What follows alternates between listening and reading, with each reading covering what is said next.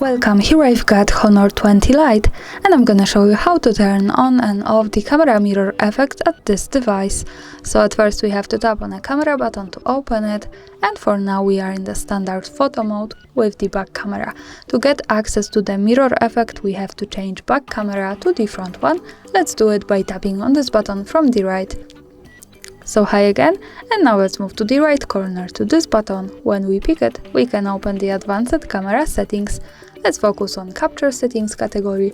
At the first place here we have mirror reflection, so this is mirror effect here. By using this button from the right we can turn it on or turn it off like that as we need.